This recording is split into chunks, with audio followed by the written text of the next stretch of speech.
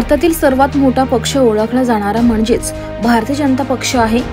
तसेच भारतीय जनता पक्षाचा 45वा स्थापना दिवस आमदार मंदा म्हात्रे यांच्या नेतृत्वात CBD येथे भारतीय जनता पार्टीच्या हजारो कार्यकर्त्यांसमवेत जल्लोषात साजरा करण्यात आला। यावेळी महाराष्ट्र राज्याचे मुख्यमंत्री देवेंद्र फडणवीस यांनी ऑनलाईनद्वारे भाजपच्या स्थापना दिनाच्या कार्यकर्त्यांना शुभेच्छा देत प्रभू श्रीराम नवमीच्या देखील शुभेच्छा दिल्या। त्याचबरोबर त्यांनी बोलताना सांगितले की हा देखील एक विलक्षण योगायोग आहे की प्रभू श्रीरामांचे मंदिर अयोध्येमध्ये तयार होऊन श्रीराम लल्ला विघ्न रूपाने त्या ठिकाणी स्थापित झाल्यानंतर याच वर्षी श्रीराम नवमी व भारतीय जनता पक्षाचा स्थापना दिवस हा एकाच दिवशी आला। हा विलक्षण नसून तर ईश्वरी संकेत आहे।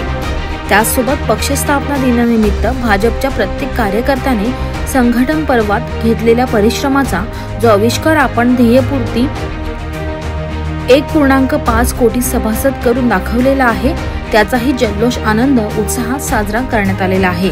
यावेळी भाजपचे कार्यकर्ते मोठ्या संख्येने उपस्थित होते। सर्वसामान्य कार्यकर्त्यांच्या माध्यमातून भारतीय जनता पार्टी हा पक्ष उभा राहिला। गेली 40 वर्षांनंतर 95 मध्ये एकदा सत्ता आली आणि आता सलग 3दा सत्ता मोदीजींच्या नेतृत्वात आलेली आणि सर्वसामान्य हा कार्यकर्त्यांचा पक्ष आहे। आपण जर पाहिलं, जर माझा पण इतिहास पाहिला, मी हाऊसवाईफ, पण या भारतीय जनता पार्टीमुळे मी 3दा आमदार झाली। अगोदरच्या पक्षात बराच वेळा मी तिकीट मागितलं, पण या पक्षात मला 3 वेळा तिकीट देऊन निवडून आणलं आणि माझं भाग्य इतकं की मी हिस्ट्री केली या पक्षामध्ये।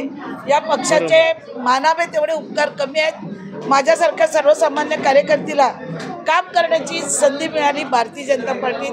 त्यामुळे कार्यकर्ते, सर्वसामान्य कार्यकर्ते आज खूप खुश आहेत की पुढचा उच्चांक त्यांच्या वाटायला येणार आणि त्यांनाही चांगली पदं मिळून सक्रिय काम करण्याचं भारतीय जनता पार्टीमध्ये मिळणार आहे। भारतीय जनता पार्टीमधून समाजसेवेचं काम करताना मोदीजींनी जी कामं केलेली आहेत तीच आमचे महाराष्ट्राचे मुख्यमंत्री या राज्यात करत आहेत आणि त्यांचा धुरा घेऊन आम्ही या नवमीमध्ये काम करत आहोत आणि आपण सर्वजण मागे आहात, आम्हाला शक्ती देतात। त्यामुळे निश्चित स्वरूपामध्ये आजच्या स्थापना दिवशी मी सर्व कार्यकर्त्यांना खूप खूप शुभेच्छा देत आहे। आवाज स्टोरीसाठी पुरुषोत्तम कनोजियासह पंकज बेनवंशी, रिपोर्ट नवी मुंबई।